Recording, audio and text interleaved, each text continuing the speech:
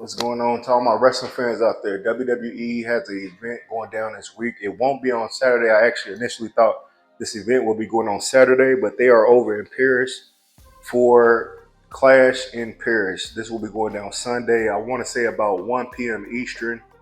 We have five matches that are official for this card. Maybe a sixth fight, if possible, if they can find a replacement for the women's championship match that was supposed to take place between Naomi and Stephanie Bakura. As you know, if you've been following wrestling, Naomi is pregnant by Jimmy Uso. They're expecting their first child together. So congratulations to them, but she had to relinquish the belt because she's going to take some time off.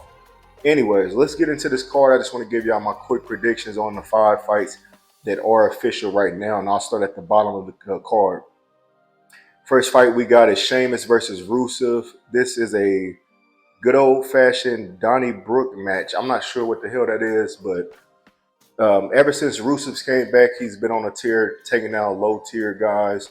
But then they finally got somebody step up to the plate, a former teammate, a former partner in WWE in Sheamus, and they've been putting on some incredible matches. So I want to say the score right now is maybe 1-1. I think it's 1-1 because they had like a draw, like a no contest. I think they're still trying to push Rusev since he's been back. That's what they do mostly is when they bring a wrestler back, they try to push him, keep pushing him until they run into more competition. But I'm going to go with Sheamus because that's my boy. I want him to continue to get his push as well. I know he fell out of shape for a while, was on the couch for a minute, but he started to get back in the groove of things. And he's always one of those dudes who's going to always bring it every match. So I'm going to rock with Sheamus to win this one. I don't think anybody will interfere. I think this will be a one-on-one good match. Next fight on the card, we have Becky Lynch versus Nikki Bella. This is for the Women's Intercontinental Championship. Nikki Bella has just returned to WWE not too long ago. Becky Lynch has turned heel. She'd have beat a couple people, embarrassed them, and now it's starting to look like the champion. The women's matches are starting to get thin as far as for the Intercontinental Challenge because everybody wants the main belt, the heavyweight belt. But Nikki Bella returning, I think she's just trying to be a more active wrestler. But with her not having too many matches under her belt in the last couple of years, I don't see her beating Becky Lynch because Becky Lynch is heel. Her husband, Seth Rollins, is the champ. I believe they're going to continue to elevate those two people. So I'm going to go with Becky Lynch to retain her title.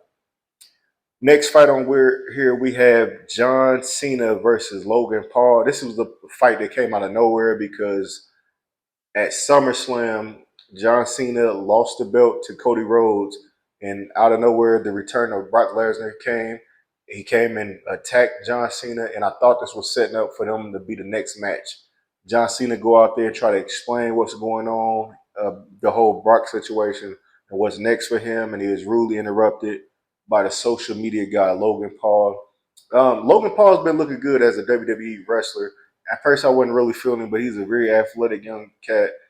He puts on good matches, man. I like his finisher and just his ring antics and all that type of stuff. But with John Cena retiring this year, there's no way that he's going to put over Logan Paul. I can't see that one happening. If it does happen, I'll be shocked, but I believe Logan Paul is going to take a beating from John Cena, and John Cena is going to continue to win until he ends up retiring at the end of the year. So I'm going to rock with Cena to win that one. Next fight, we got Roman Reigns versus Bronson Reed. This will be a singles match. It's a one-on-one match. They've been having their back and forth. If you haven't been watching, Bronson Reed been doing some weird shit. He's just been whooping on Roman Reigns, or they had jumped Roman Reigns. Him, Braun Breaker, and Seth Rollins been pretty much jumping Roman Reigns and Jey Uso. And at the end of it, he steals his shoes. So he got like 3 pair of shoes from Roman. And Roman like, dude, like you're not about to keep on taking my shoes, dog. Let's get it in the match. Give my damn shoes back. But now this is Roman rebuilding his career to get back to that title. I think he's officially on Raw right now, and I think the draft should be coming up soon. But I'm pretty sure Roman is officially on Raw.